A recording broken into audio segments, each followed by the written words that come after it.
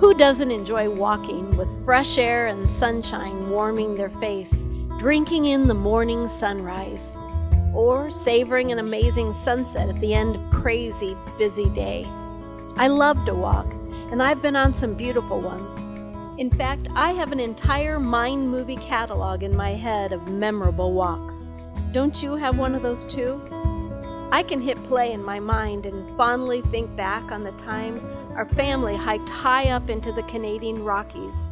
We stood looking down on the shimmering blue Lake Louise near Banff, Canada. It was breathtaking. I fast forward to a hot summer day in New York City. My husband and I are celebrating a wedding anniversary, and so we decide to trek across the Brooklyn Bridge into Manhattan. What a sweet memory, walking along holding hands with my very best friend in the world, enjoying each other's company and the amazing New York skyline in the distance. And I'll never forget years ago, walking down the Mount of Olives in Israel, looking toward the eastern gate of Jerusalem. As I walked, I imagined that first Palm Sunday over 2,000 years ago, Jesus approaching the city on a donkey, coming in as a king, knowing he would leave the city in crucifixion. That walk for me was a soul-stirring experience. I have wonderful memories of walks.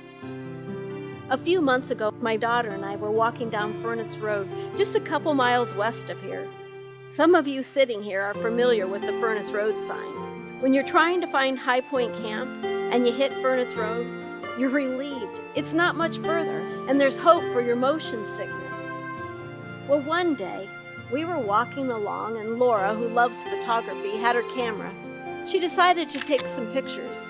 It was a little nerve-wracking for me because she basically plopped down in the middle of the road.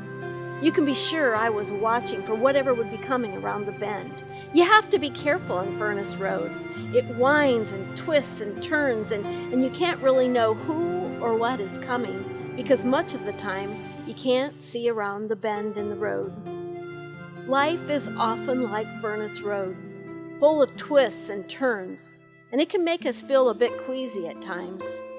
Laura and I were headed east that day, anticipating our final destination, High Point Camp. We knew it was there. We knew which direction to head, but we couldn't see it. And there were so many twists and turns and potholes and barking dogs in between, and it was getting darker. It would be good to get home. We had a choice: keep walking toward our final destination that we couldn't see with determination, or throw up our hands in despair and sit down in the middle of the road. Isn't life a lot like a road or a walking path? When we are on a clear, straight path, getting there is easy, kind of second nature, pleasant even. But when suddenly we find ourselves walking in the unknown, with twists and turns, it's not so easy. Or what if life suddenly grows dark? Uncertainty gnaws at us. Panic grips us. Our trust meter seems to sizzle, blink, and then grow dim. It's hard to propel ourselves forward when we're frozen by fear. We want to know. We want to see. In reality, I guess we have to admit, we want to walk by sight and not even try faith. It's what we can't see that scares us. And sometimes it's what we can see that scares us. There might be someone here tonight. You feel all alone on the winding roadway of life. It's dark. It's lonely. It's unpredictable. And sometimes it doesn't even seem like God is there. You worry He's forgotten you. He hasn't forgotten. Jehovah Shammah, the God who is there, oh no, He hasn't forgotten. Maybe tonight you wonder how your family will even make it. There's been a job loss, and security sometimes makes every morsel of bread seem to choke in your throat as if it's your last.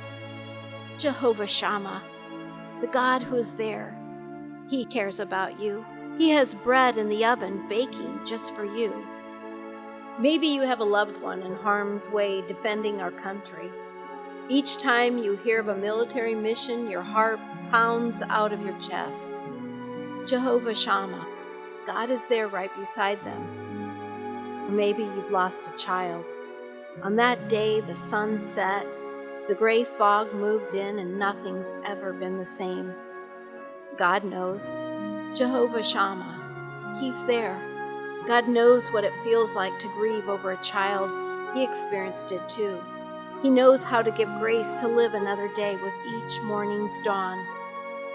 Maybe right now life's so thick and murky, you feel like you can barely trudge through it. Each step is harder than the last until you can't go on. It's okay. Jehovah Shammah, He's there, and He'll carry you. Maybe storm clouds are raining on your marriage. It seems like the unthinkable has happened. You're angry, hurt, betrayed, tormented, and afraid.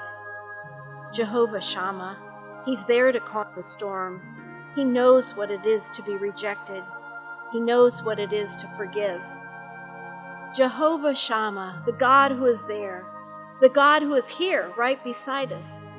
He's more than enough. He's all we need. And not only is He with us as the Comforter, the Holy Spirit, but Jehovah Shammah, the God who is there, is preparing a place for us around the bend, down the road.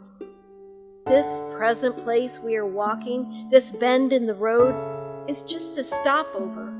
Our final destination is heaven, where the winding road will finally end at the most amazing place called home. Jesus said, I am the way, the truth, and the life. No man cometh unto the Father but by me. Fear thou not, for I am with thee. Be not dismayed, for I am thy God.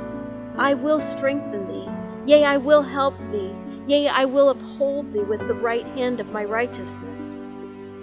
We walk by faith and not by sight, because we have the most amazing traveling companion, Jehovah Shammah, the God who is there, right beside us.